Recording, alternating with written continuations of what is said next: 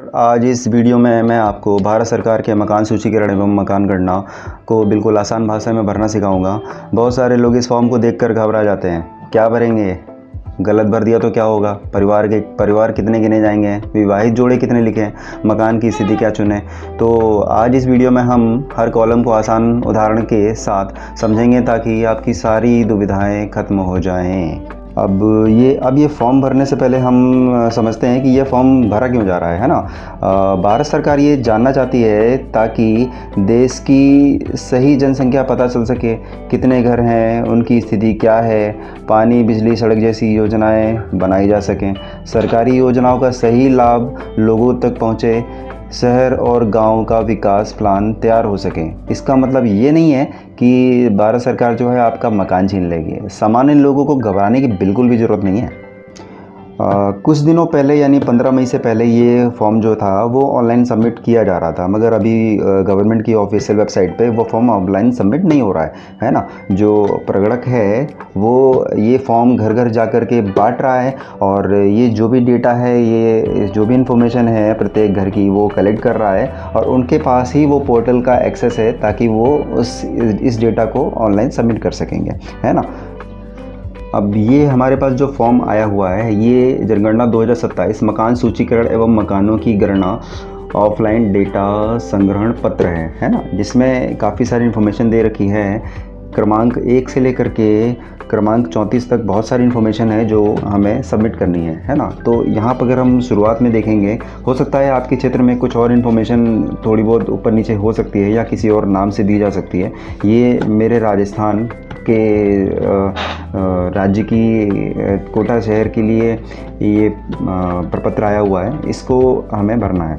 तो यहाँ पे जो ऊपर के कॉलम में इंफॉर्मेशन है, जैसे वार्ड, ग्राम का नाम, भवन क्रमांक है ना, ब्लॉक क्रमांक, कुल जनगणना मकान, दिनांक और प्रगणक का नाम, ये इन्फॉर्मेशन जो है आप छोड़ सकते हैं। ये जो प्रगणक है उसका नाम जो व्यक्ति आया होगा वो यहाँ भरेगा और जिस डेट को आप ये सबमिट कर रहे होगे वो डेट आप भर देना, बाकी ये ऊपर की इन्फॉर्मेशन आप छोड़ देना। साथ ही साथ मैं अगर कॉलम 1 से लेकर के 3 तक की बात करूँ, जिसमें लाइन नंबर ऐप के द्वारा जनरेटेड है ना, जब वो भरेंगे तो उसी समय जनरेट होगी, है ना। भवन संख्या जो है स्थानीय निकाय या नगर पालिका, ये वाला जो कॉलम है इसे भी आपको छोड़ देना है। जनगणना मकान संख्या ऐप द्वारा, यानी ये भी ऑटो जनरेटेड होगी, ऐप द्वारा भरी जाएगी। तो ये तीनों चीज़ें आप जो है छोड़ देना। ये प्रगणक है, जो भी व्यक्ति आपके घर पे ये फॉर्म देने आया है, ये उसकी जिम्मेदारी है, ये वो चीज़ें भरेगा अपने आप।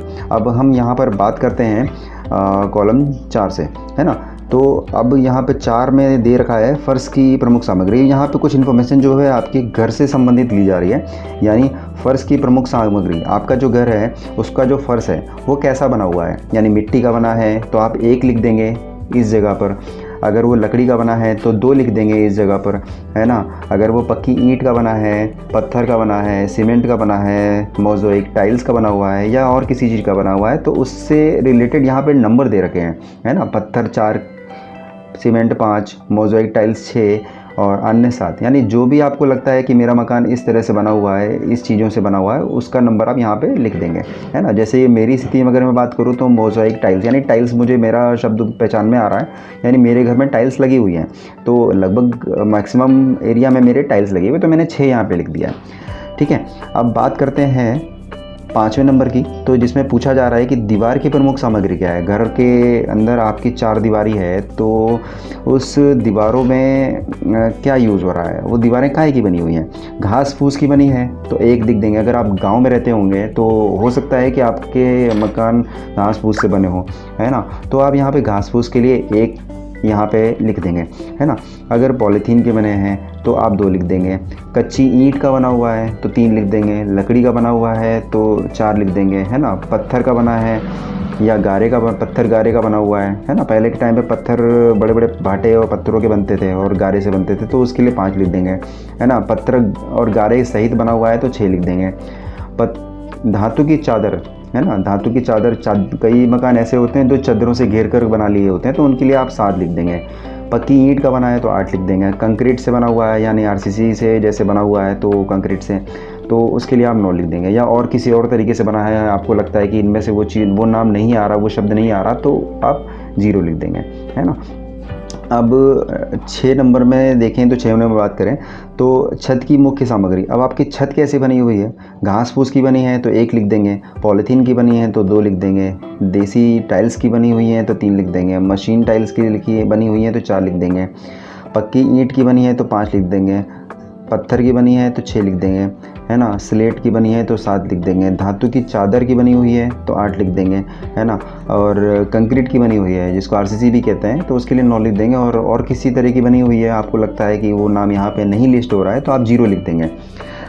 ठीक है, अब बात करते हैं 7 नंबर की, मकान का उपयोग। अब आप जो आपका मकान है वो हो सकता है बड़ा हो छोटा हो, तो आप उसको कैसे उपयोग में ले रहे हैं? आप खुद रहते हैं, आवास के लिए है, आपके खुद के रहने के लिए है तो 1 लिख देंगे, है ना, आवास या अन्य किसी तरीके के लिए यूज़ में आ रहा है वो, है ना, तो आप 2 लिख देंगे। हो सकता है कि आप रहते भी होंगे, आपने रेंट पे भी दे रखा होगा, आपने दुकान भी डाल रखी होगी उसमें, तो उसके लिए आप 2 डाल देंगे, है ना, और अगर आपने सिर्फ दुकान या ऑफिस के लिए ही उसका यूज़ कर रखा है तो आप 3 लिख देंगे, है ना। उस मकान में, उस स्थान में जो बिल्डिंग बनी हुई है या स्थान है तो वो अगर स्कूल के लिए यूज़ हो रहा है तो आप 4 लिख देंगे, होटल अगर है वो तो 5 लिख देंगे, अगर पूरी तरह से वो अस्पताल के लिए प्रयोग में है तो 6 लिखेंगे, अगर वो उसकी आपने टोटल फैक्ट्री बना रखी है तो 7 लिखेंगे, पूजा स्थान है तो 8 लिखेंगे, और किसी और तरीके से है तो 9 लिखेंगे, खाली पड़ा हुआ है, बिल्कुल खाली पड़ा है, कोई नहीं रहता है तो 0 लिख देंगे, है ना। 8 नंबर में दिया हुआ है मकान की स्थिति, यानी अच्छी है, रहने योग्य है, जीर्ण शीर्ण है, तो इसका मतलब क्या है? अच्छी का मतलब मकान की स्थिति अच्छी है, रहने के योग्य है ना, उपयोग में है और ठीक ठाक हालत में है ना, तो 1 नंबर आप टाइप कर देंगे या लिख देंगे वहाँ पर, अच्छी है। अगर रहने योग्य है यानी मकान बहुत अच्छा नहीं है लेकिन उसमें रहा जा सकता है, कुछ मरम्मत की थोड़ी बहुत ज़रूरत दिख रही हो, ऐसा कुछ हो तो 2 लिख देंगे आप, है ना। जीर्ण शीर्ण है यानी मकान काफ़ी ख़राब है या टूटी फूटी हालत में है, रहने लायक नहीं है या बड़ी मरम्मत की ज़रूरत दिख रही है तो आप जीर्ण शीर्ण वाली कंडीशन के लिए 3 लिख देंगे, है ना। अब बात करते हैं यहाँ पर परिवार की संख्या, यानी एक घर में हो सकता है कि आपके चाचा ताऊ, है ना, और कई सारे भाई बंधु रहते हैं, उनका परिवार हो, तो वहाँ पर एक परिवार है कि 2 परिवार है वो आप लिख सकते हैं कि एक ही परिवार है। जैसे माता पिता उनके बेटे बहू हैं तो अगर एक ही साथ खाना खा रहे हैं, एक ही साथ बना रहे हैं, एक ही रसोई है तो वो एक ही परिवार की आकलन में आता है, तो आप वहाँ पर 1 लिख देंगे और उसी उदाहरण के अनुसार आप कितने परिवार हैं वो निर्धारित कर सकते हैं। और यहाँ पर परिवार 1 है तो 1 लिख देंगे, 2 परिवार है एक ही घर में तो 2 लिख देंगे, है ना। अब अगला नंबर आता है कि परिवार में कुल सदस्यों की संख्या। अगर आपने यहाँ पे 1 लिखा तो उस एक परिवार में कितने सदस्य हैं? जैसे एक माता पिता हो गए और उनके बेटे और एक बहू हो गई, तो आप यहाँ पर टोटल 4 सदस्यों को दर्शाएंगे। अगर वहाँ पे एक बच्चा और है उन बेटे बहू का तो टोटल 5 सदस्य हो जाएंगे। अब परिवार के मुखिया का नाम। अब जो भी मुखिया है, यानी मुखिया बहुधा जो परिवार का मुख्य सदस्य, परिवार का पिता जो होता है वो मुखिया कहलाता है, या अगर पिता नहीं है तो उस कंडीशन में किसी और का नाम, जो भी मुखिया के रूप पे काम कर रहा हो उसका नाम लिखा जाएगा। तो अब यहाँ बात करते हैं 12 नंबर में, मुखिया का लिंग, वो पुरुष है कि महिला है। अगर पुरुष है तो 1, महिला है तो 2 लिख देंगे, और अगर वो ट्रांसजेंडर है तो 3 लिख देंगे। अब 13 नंबर में बात करें तो मुखिया की श्रेणी क्या है? SC ST, SC है यानी शेड्यूल कास्ट है ना, या ST है या कुछ और है, अन्य में है तो वो उसके अनुसार लिख देगा यहाँ पर 1 2 3 जो भी हो। अब मकान का स्वामित्व, है ना, मकान का स्वामित्व का मतलब कि मकान किसके नाम पे है? खुद का मकान है ना, अपना ही मकान है, खुद का रजिस्ट्री हो रखी है या किराए का है, अन्य प्रपत्र, है ना, अपना, और किराए का अपना नहीं है ना, किराए का है तो उसके अनुसार वहाँ पे आप लिख देंगे। और कुछ और है, किसी और तरीके से आपने वो मकान को लिया हुआ है तो उस तरीके से आप, जैसे कि हो सकता है आपने एक व्यक्ति के 2-3 मकान होते हैं तो किसी ने आपको रहने के लिए दे दिया हो तो उस जगह पर आप वैसे अन्य लिख सकते हैं। अब यहाँ पर 15 नंबर में बात करता है उपलब्ध कमरों की संख्या, यानी आपके घर में कई मंजिल हो सकती हैं तो उसमें टोटल कमरे कितने हैं, है ना, रसोई घर और जो आपका क्या बोलते हैं शौचालय हो गया है ना, बरामदा हो गया है ना, आदि चीज़ें जो हैं वो छोड़ करके, मतलब इन सब चीज़ों को छोड़ करके जितने भी कमरे हैं जिसमें आप रहते हो है ना, हॉल वॉल भी इंक्लूड कर सकते हैं आप उसमें। तो कमरे और हॉल, ये जो कमरे जिसमें आप लिविंग रूम टाइप का, तो वो आप गिन करके यहाँ लिख देंगे कि मेरे घर में 3 कमरे हैं, 4 कमरे हैं है ना, या 1 कमरा है। अब 16 नंबर बात करें तो विवाहित जोड़े की संख्या, यानी अगर आपके जैसे मैंने उदाहरण दिया था परिवार के सदस्यों की संख्या बताई थी और उसके परिवार का मुखिया का नाम, सॉरी परिवार कितने परिवार हैं। तो अब जैसे मैंने बताया था कि माता पिता और उनके बेटे बहू हैं, तो 2 लोग जो है वहाँ विवाहित है, तो यहाँ आप 2 लिख देंगे है ना। अब यहाँ पे जो 17 नंबर का प्रश्न है वो पीने के पानी का मुख्य स्रोत पूछा जा रहा है ना, यानी आपके घर में सबसे ज़्यादा इस्तेमाल होने वाला पानी कहाँ से आता है, उसके अनुसार कोड चुनना होता है ना। तो अब 1 से लेकर के 10 तक कई सारे, मतलब 0 भी है उसमें इंक्लूड है, 1 से लेकर 10 तक कई सारे ऑप्शंस दिए हुए हैं है ना। यानी नल का पानी उपचारित स्रोत से आ रहा है, यानी सरकारी साफ़ किया हुआ पानी है, फिल्टर ट्रीटमेंट प्लांट से आने वाला पानी है, जैसे नगर निगम का सप्लाई पानी होता है। तो अगर वैसा कुछ है तो आप 1 लिख देंगे। अगर नल का पानी बिना उपचारित होता है, स्रोत से आ रहा है ना, ऐसा नल का पानी जो कि सीधे स्रोत से आता है, साफ़ ट्रीट नहीं किया गया है, तो आप 2 लिख देंगे। कुएं का पानी अगर आप यूज़ कर रहे हैं है ना, तो आप 3 लिख देंगे। हैंडपम्प से पानी लेते हैं तो आप 4 लिख देंगे। ट्यूबवेल या बोरवेल का पानी आप यूज़ कर रहे होते हैं तो 5 लिख देंगे। झरने का पानी, आप प्राकृतिक झरने का पानी यूज़ करते हैं तो आप 6 लिख देंगे। नदी या नहर का ऑप्शन देगा, नदी या नहर से पानी उपयोग करते हैं तो 7 लिख देंगे। टैंक, तालाब, झील या पानी के टैंक से पानी लेते हैं तो 8 लिख देंगे। सीलबंद पैकेज बोतल का पानी पीते हैं यानी, तो आप 9 नंबर का यूज़ करेंगे। अन्य स्रोत, यानी ऊपर दिए गए किसी भी विकल्प में अगर कोई आपका जो विकल्प है वो नहीं आ रहा है तो आप अन्य स्रोत को यहाँ पर 18 नंबर यानी पानी के स्रोत की बात पूछी जा रही है ना। जो पेयजल का स्रोत है वो आपके परिसर के अंदर लगा हुआ है, घर में ही लगा हुआ है ना, तो आप 1 नंबर लिख देंगे। परिसर के निकट है, यानी अगर निकट की बात करें तो परिसर के निकट का अर्थ मतलब ये है, अगर नगर निगम में आप रहते हैं तो 100 मीटर की दूरी पर लगा है नल या पानी का स्रोत आपका, तो आप निकट लिखेंगे है ना, परिसर के निकट है। और ग्रामीण क्षेत्र की बात करें तो अगर 500 मीटर तक आप पानी लेने जा रहे हो तो परिसर के निकट कहलाएगा वो है ना। और दूर है तो उसके लिए आप 3 लिखेंगे, यानी 100 मीटर और 500 मीटर से दूर है नगर निगम में अगर 100 है या गांव में 500 मीटर है तो उससे भी दूरी अगर ज़्यादा है तो आप उसको दूर में प्रकाशित करेंगे। ठीक है। अब यहाँ पे 19 नंबर में पूछा जा रहा है प्रकाश का मुख्य स्रोत क्या है, यानी आपके घर में अगर बिजली आती है उसी से रोशनी होती है घर में तो 1 लिख देंगे। अगर आप मिट्टी के तेल से, जो कि आजकल मिलता तो नहीं है फिर भी हो सकता है कहीं मिलता हो, तो आप अगर मिट्टी के तेल से रोशनी कर रहे हैं अपने घर में तो 2 लिख देंगे। सौर ऊर्जा से अगर आपकी पूरे घर में प्रकाश आता है ना, तो उसके लिए आप 3 लिख देंगे। और कोई स्रोत हो तेल का तो आप उसके लिए 4 लिख देंगे। अन्य किसी और तरीके से आप रोशनी यूज़ कर रहे हो तो आप 5 लिखेंगे। प्रकाश रहित है, अगर आपके में घर में लाइट ही नहीं आती, दिन में जैसे भी आप यूज़ करते हो रात में लाइट नहीं आती है, प्रकाश नहीं होता, सॉरी, तो प्रकाश की बात हो रही है, तो आप उसके लिए प्रकाश रहित लिख सकते हैं। अब यहाँ पर 20 नंबर में दिया हुआ है शौचालय की उपलब्धता, यानी जो शौचालय है वो केवल एक परिवार के लिए है ना, तो 1 लिख देंगे। अन्य परिवार के साथ साझे में है, यानी एक साथ आप कई सारे परिवार जो हैं शौचालय को यूज़ करते हैं तो 2 लिख देंगे। सार्वजनिक शौचालय यूज़ कर रहे होते हैं तो 3 लिखेंगे है ना। और अगर नहीं है ना, खुले में जाते हैं तो उस कंडीशन में आप 4 लिखेंगे। अब अगर 21 नंबर की बात करें तो अगर आपने 20 नंबर वाले कॉलम में 1 या 2 लिखा है, यानी निजी शौचालय है और साझा शौचालय है, तो ही आप इस कॉलम को भरेंगे है ना। और उसमें क्या भरेंगे वो हम इस चीज़ से समझते हैं है ना। अगर पाइप और सीवर का शौचालय है ना, पाइप और सीवर की पद्धति से बना हुआ है शौचालय तो 1 लिख देंगे। सेफ्टी टैंक बना हुआ है तो 2 लिख देंगे।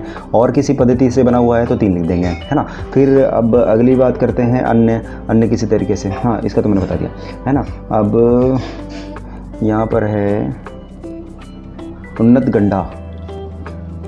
गड्ढा, यानी स्लैब के साथ जो हवादार पिट तैयार किया जाता है, तो अगर उसकी बात हो रही है यहाँ पर तो 4 लिख देंगे है ना। स्लैब के बिना अगर है, यानी खुला हुआ गड्ढा है, खुला हुआ पिट जिसको बोलते हैं, तो आप 5 लिख देंगे। ठीक।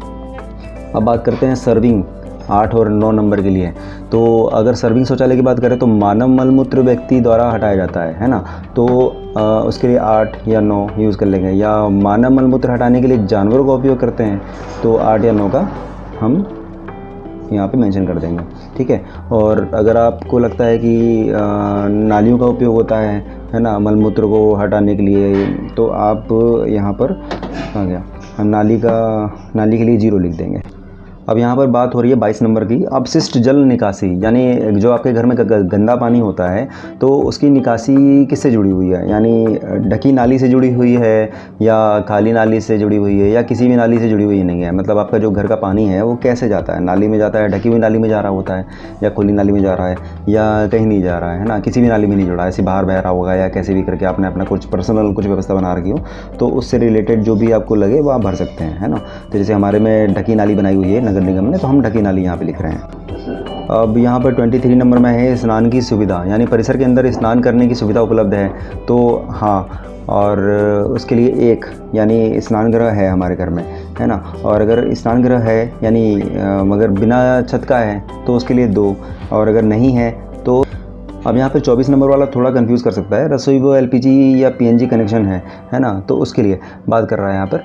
तो रसोई घर में अगर आप खाना पकाते हैं, रसोई घर है आपके पास और आप रसोई घर में खाना पकाते हैं, तो आप कैसे पकाते हैं। एलपीजी पीएनजी गैस कनेक्शन उपलब्ध है आपके पास तो 1 लिख देंगे, एलपीजी पीएनजी गैस कनेक्शन उपलब्ध नहीं है तो 2 लिख देंगे, है ना। अगर फिर से दूसरे नंबरों की बात करें, यानी 3 नंबर और 4 नंबर की बात करें, तो इसमें अगर घर के भीतर खाना पकाते हैं परंतु रसोई नहीं है ना, किचन जो है वो नहीं है, तो उस कंडीशन में आपको एलपीजी पीएनजी कनेक्शन की उपलब्धता बतानी है तो 3 लिख देंगे, नहीं है तो 4 लिख देंगे। अब बात करते हैं 5 और 6 नंबर की, बाहर गैस और बाहर बिना गैस, यानी खुले में घर के बाहर खाना पकाते हैं, यानी किचन नहीं है आपके पास, ना ही घर में आप खाना पकाते हैं, आप बाहर पकाते हैं, तो उस कंडीशन में आपके पास एलपीजी कनेक्शन है तो 5 लिख देंगे, अगर एलपीजी कनेक्शन नहीं है तो 6 लिख देंगे, है ना। अब यहाँ पर 7वें नंबर में पूछ रहा है कि 7वें नंबर बताना है खाना नहीं पकाते हैं, है ना, नहीं पकाते 7 नंबर, यानी अगर आप खाना पकाते ही नहीं है, हो सकता है आप घर बाहर से ही खाना खाते हो या बाहर से आपने कोई मैच या टिकट बांध रखा हो, तो आपका पकाने का काम ही नहीं है, ना पकवाते हो घर में, आप बाहर से ही मंगा के खाना खा लेते हो, तो उस कंडीशन में 7 लिख दें।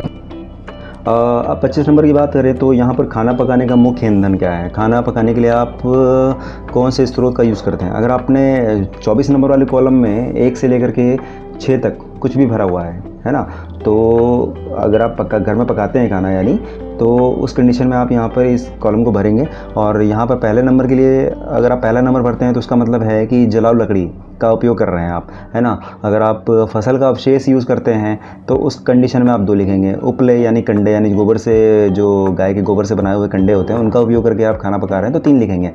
पक्का कोयला, है ना, आप यूज़ करते हैं या कच्चा कोयला आप यूज़ करते हैं तो उस कंडीशन में 4 लिखेंगे।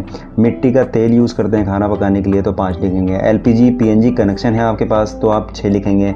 बिजली से आप खाना पकाते हैं यानी इंडक्शन का यूज़ करते हैं, हीटर का यूज़ करते हैं या कोई और तरीका यूज़ करते हैं, कोई इलेक्ट्रॉनिक डिवाइस जो कि बिजली से चलता हो और आपका खाना पकाने का काम करता हो, जिससे आप पेट भर रहे हो, तो आप 7 लिखेंगे। गोबर या बायोगैस जिसको कहते हैं, गोबर गैस या बायोगैस से आप अगर खाना पका रहे हैं तो आप 8 लिख देंगे। सौर ऊर्जा का यूज़ करके आप खाना पका रहे हैं किसी भी तरीके से तो आप 9 लिखेंगे। अन्य कोई स्रोत हो आपका खाना पकाने का तो उस कंडीशन में आप 0 लिख दें।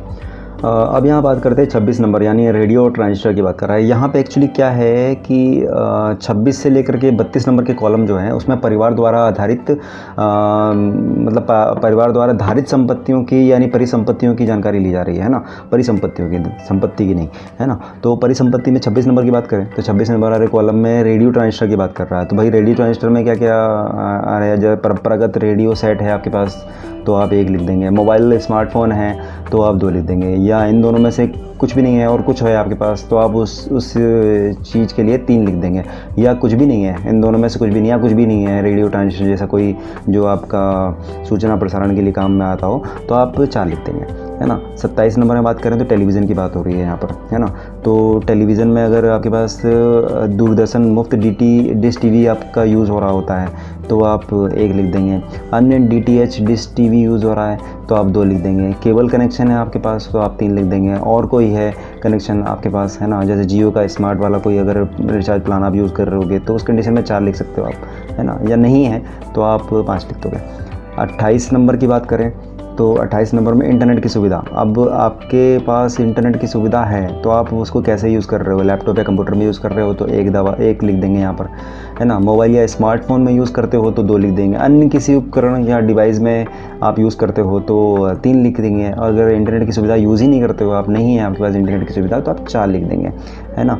अब यहाँ अगले नंबर की बात हो रही है 29 की, यानी लैपटॉप व कंप्यूटर की उपलब्धता। आपके पास लैपटॉप या कंप्यूटर है या नहीं है, उसके लिए आप यहाँ पे हाँ या नहीं के लिए 1 या 2 लिखेंगे। अगर लैपटॉप या कंप्यूटर है तो हाँ 1, नहीं है तो 2।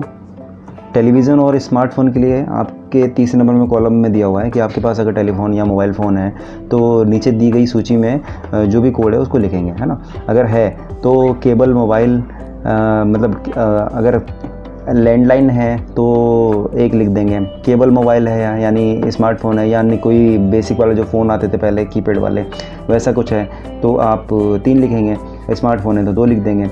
अगर दोनों ही हैं यानी क्या बोलते हैं, लैंडलाइन, स्मार्टफ़ोन और साधारण फ़ोन दोनों ही हैं तो आप यहाँ पर 4 लिख देंगे, ठीक है। तो अब अगर इन सब किसी भी चीज़ों में से कुछ भी नहीं है, यानी लैंडलाइन भी नहीं है, स्मार्टफ़ोन भी नहीं है या कोई बेसिक वाला फ़ोन भी नहीं है, तो उस कंडीशन में आप 5 लिख देंगे, है ना। अब 31 नंबर की बात करें तो 31 नंबर में साइकिल, स्कूटर और मोटरसाइकिल। लगभग आज के टाइम पे सबके पास स्कूटर तो मोटरसाइकिल तो होती ही होती है, मगर फिर भी कुछ लोग ऐसे हैं जिनके पास साइकिल है, मोटरसाइकिल नहीं है, या मोटरसाइकिल साइकिल दोनों हैं, है ना। तो उस कंडीशन में आप दोनों के लिए 3, मोटरसाइकिल है तो 2, साइकिल है तो सिर्फ 1 लिखेंगे, या कुछ भी नहीं है तो 4 लिख देंगे। अब कार और जीप की बात करें, आपके पास कार या जीप या वैन, इन किसी तरह की 4 व्हीलर गाड़ी है आपके पास तो उसके लिए है तो 1 लिख देंगे, नहीं है तो 2 लिख देंगे। अब 33 नंबर की बात करें तो मुख्य उपयोग अनाज, है ना।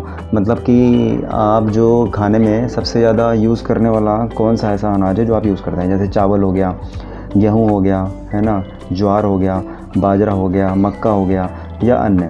मतलब इन 5 में से भी आप कोई चीज़ यूज़ नहीं करते हो, उसके अलावा कोई और चीज़ यूज़ करते हो जो आप सबसे ज़्यादा खाते हो घर में, है ना, राशन में सबसे ज़्यादा क्वांटिटी आती हो, तो उसके लिए आप 6 लिखोगे। मुझे तो आइडिया नहीं है भाई 6वें नंबर में क्या होगा, ऐसा यही मेन है ना। तो जैसे हम गेहूँ खाते हैं सबसे ज़्यादा तो हम क्यों लिखेंगे, है ना। कुछ राज्यों में भाई कुछ ऐसे राज्य हैं जहाँ पे चावल को ज़्यादा पसंद किया जाता है तो वो चावल के लिए 1 डालेंगे, ठीक है। अब यहाँ पर संपर्क मोबाइल नंबर, यानी आपका जो मुखिया का नंबर है या आपका जो मेन नंबर है जो आप कभी बंद नहीं होगा, है ना, तो आप उसको यहाँ पे टाइप कर सकते हो, लिख सकते हो, ठीक है। और यहाँ पर आपका जो फॉर्म है वो पूरी तरह से सबमिट हो जाएगा। अगर आपको लगता है कि मेरे द्वारा दी गई कोई भी इन्फॉर्मेशन कंफ्यूजिंग कर रही है तो आप कमेंट करके मुझे बताएं, है ना, मैं उसका सही जवाब देने की कोशिश करूँगा। और अगर आपको लगता है कि मेरे द्वारा दी इन्फॉर्मेशन भी गलत है या सही नहीं दिख रही है तो आप कमेंट करके उसे ही बताएं, और कोशिश ये करें कि जो आपके पास ये जो प्रगणक आएगा, है ना, तो उससे भी आप इस इन्फॉर्मेशन का आकलन ज़रूर से करवाएं, है ना, ताकि हो सकता है कि मेरे द्वारा दी गई कोई भी जानकारी हो सकता है गलत हो तो वो उसकी पुष्टि करेगा और सही इन्फॉर्मेशन यहाँ पे सबमिट कराने के लिए मदद करेगा। धन्यवाद।